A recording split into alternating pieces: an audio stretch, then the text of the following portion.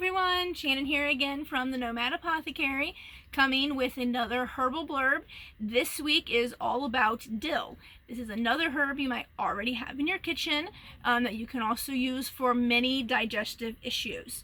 So the Latin binomial for dill is Anethum graveolens, which is a really long name. So what parts of this do we use? We use the seeds and we sometimes use the leaves of this plant.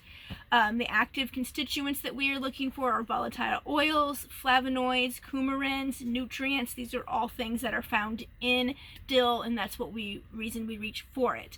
The therapeutic actions that it has, the things that it does in our body, is it's a carminative, which if you remember from rosemary was a herb that helps expel gas that's been trapped in your digestive system. It is a digestive, meaning that it helps prime your digestive system for eating. So you would take it prior to eating. It gets all that acids and bile and everything moving to kind of prime your system for food coming and helps things digest through easier. It's a galactagogue, which is a fancy term for meaning that it increases milk supply in breastfeeding women. It's also an antispasmodic, so it really helps with cramps that come along with trapped gas and other digestive issues as well.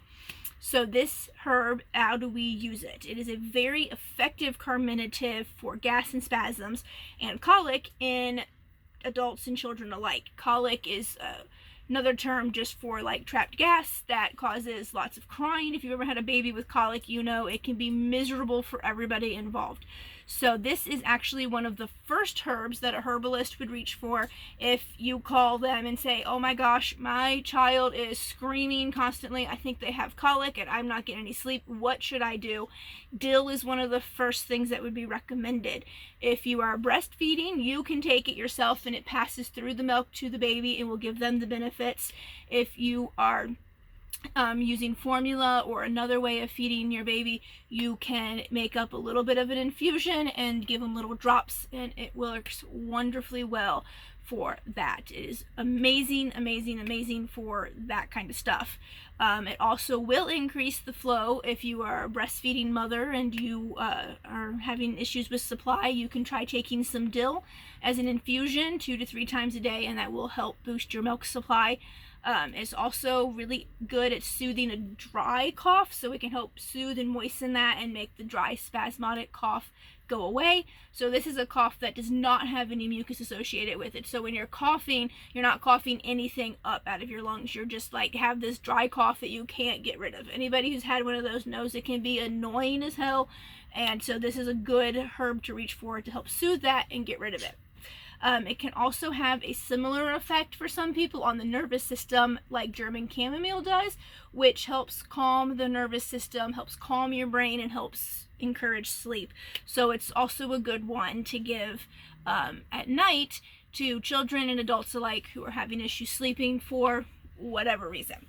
So those are the main things that we use it for. It's very nice. It's very easy to reach for if you already have it in your house. And it's actually one I would recommend keep in stock for all kinds of reasons as listed above.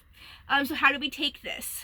We take 1 to 2 teaspoons of the dried seeds, which are what you buy at the store.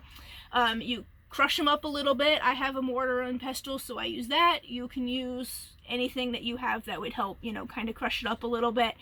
Add it to 8 ounces or 240 milliliters of boiling water, cover it and let it steep for 10 minutes, then strain and drink. Now, normally for a seed, we would do a decoction, and I know that's what you're thinking. Why are we doing an infusion when this is a seed? Well, in this case, we want to do an infusion and not a decoction because we want to retain those volatile oils. The volatile oils are what give it their really good carminative and antispasmodic properties, and if you boil it in the decoction form, you kind of dispel that and you get rid of them, and it doesn't work near as well. So in this case, one of the seeds that you do want to do as an infusion, which is why we crush them a little bit to help open them up so that we can get the water inside of there and extract the active constituents that we are looking for. So you can do that as an infusion up to 3 times a day, Or if you really are like, that's just not my thing, you can do a tincture, and you would do 2 to 4 milliliters of it if you have the 1 to 5 tincture, and that would also be up to 3 times a day. Any cautions or contraindications for this herb?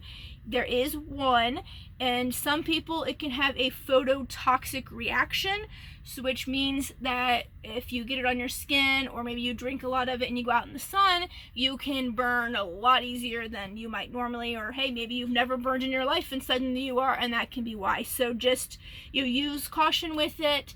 It happens more if you're handling like the fresh plants, like if you've grown your own dill and you're picking it. Always wear gloves, because getting that oils on your skin can definitely cause that as well.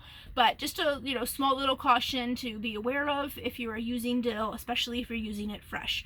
If you do use it fresh, you're going to want 1 tablespoon of fresh herb to 8 ounces or 240 milliliters of boiling water instead of teaspoons. Dried herbs are more powerful than the fresh herbs, so you need a little bit more of the fresh when you use it that way. So that is it for dill. Again, a nice, wonderful herb to keep around and that you have in your house more than likely already, and you can reach for when digestive issues and sometimes sleep issues get to you and you need some extra assistance. Thank you for coming. Absolutely love seeing y'all again and giving you some more herbal blurbs and knowledge. If you're watching this on YouTube, you can like and subscribe below. Like my Facebook page if that's where you're seeing this, or follow me on Instagram, and I will talk to y'all later. Bye.